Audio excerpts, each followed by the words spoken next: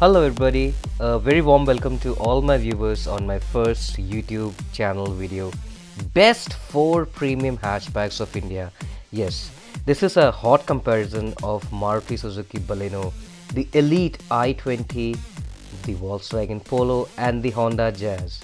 This comparison and the selection of cars is purely because of my personal liking on lot many things these cars have which attracted my attention. So please, no hard feelings from buyers of excluded cars. So before we start, please do subscribe to my channel by clicking the subscribe button and do leave your comments providing a like or a dislike to this video, sharing your valuable feedback that will encourage and help me improve. So let's start our video and stay tuned. Thank you.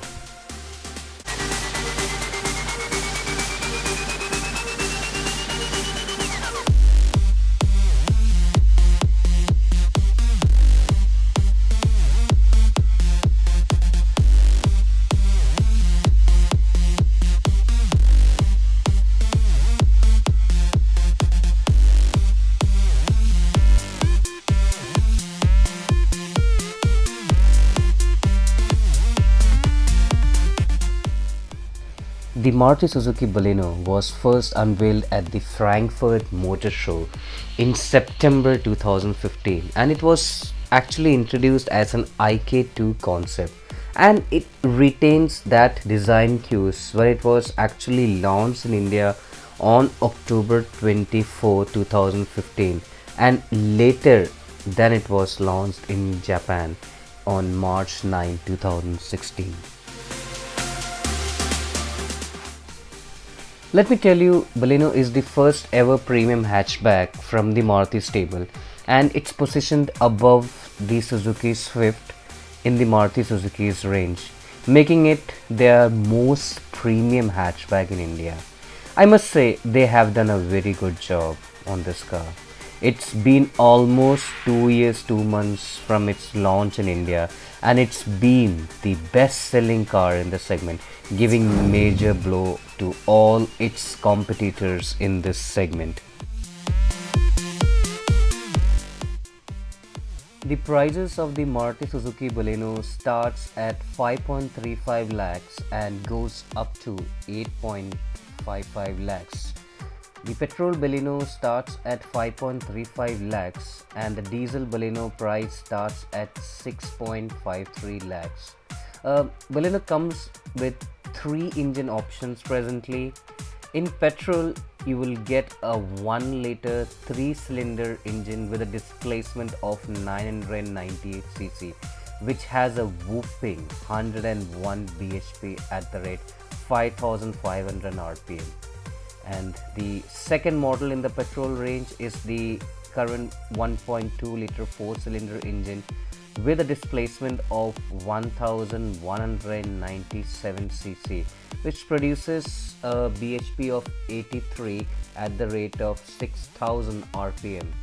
So if I talk about the diesel engine, that's the proven and tested Fiat diesel, which is the 1.3 liter DDIS 4-cylinder engine, which has a displacement of 1248 cc, and this one is actually mated to produce 74 bhp at rate 4000 rpm.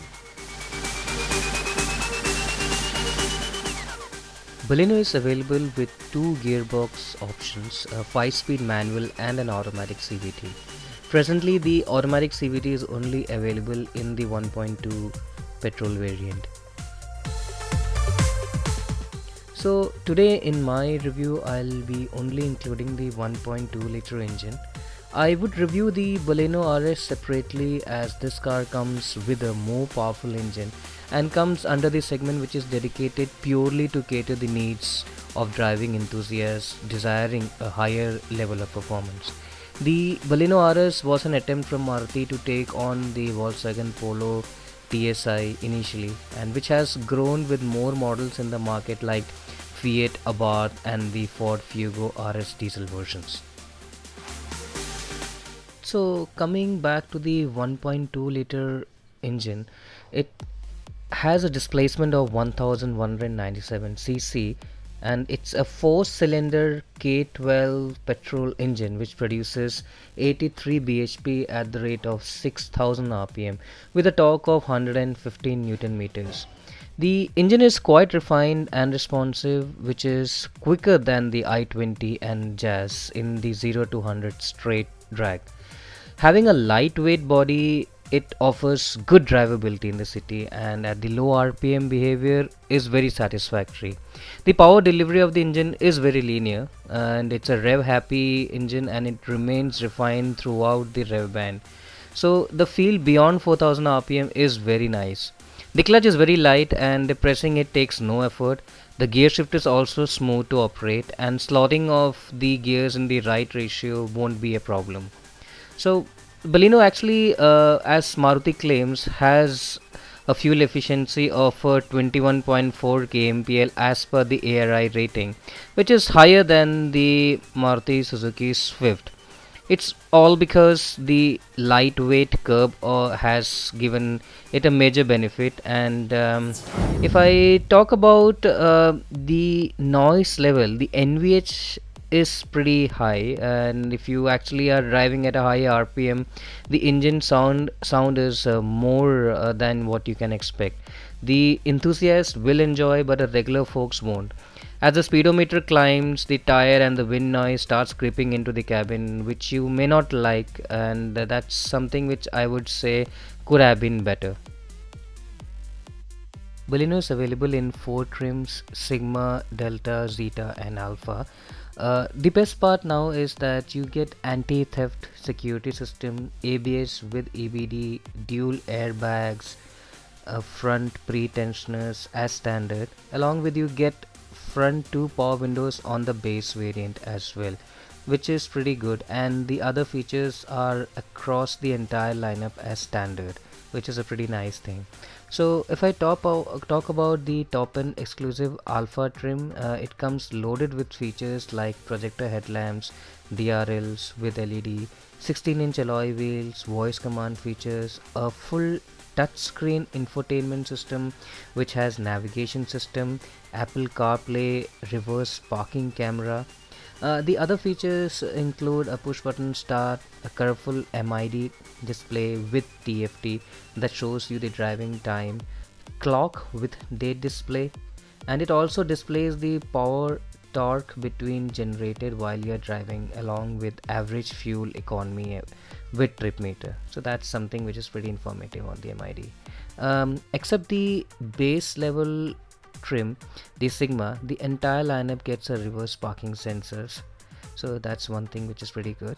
And if I talk about the dimension of the car, it measures a length of 3995 mm with a width of 1745 mm, a height of 1500 mm with a wheelbase of 2520 mm with a ground clearance of 170 mm.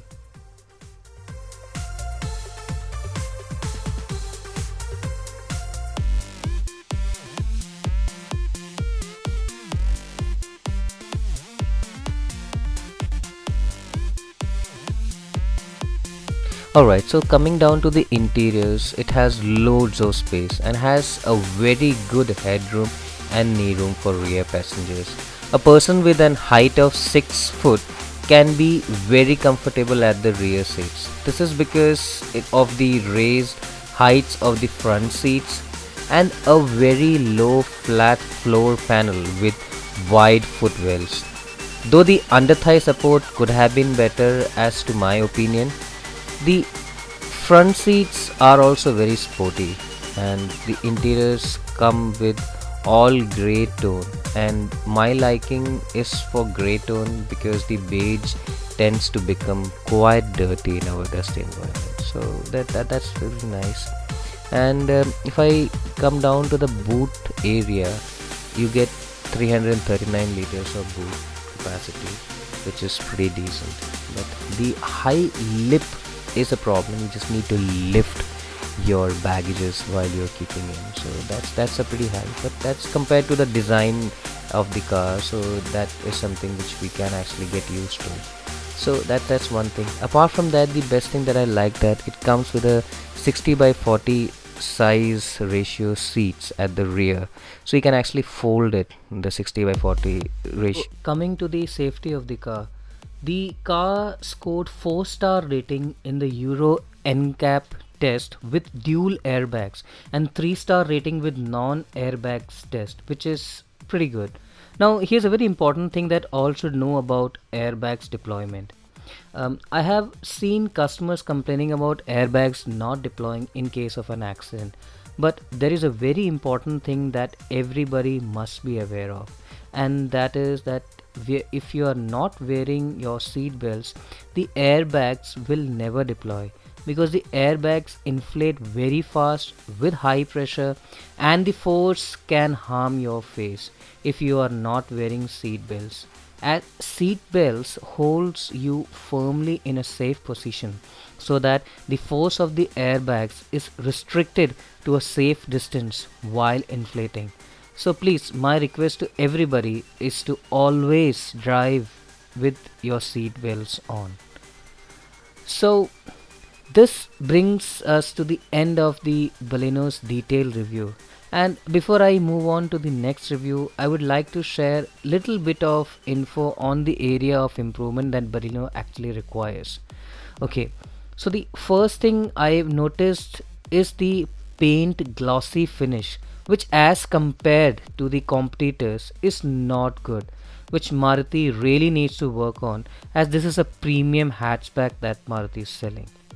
So that's one thing. And the second thing is the steering feedback at higher speed is definitely not that confident giving, and if you are a driving enthusiast, you will never like it, because it tends to become very light at higher speeds because of the lightweight.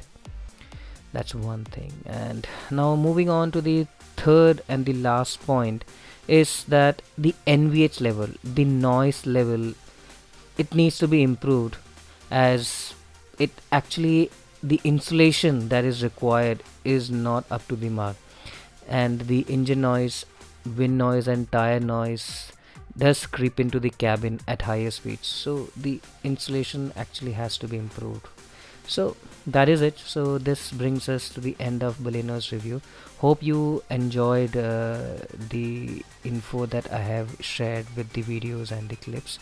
So let's move on. Thank you.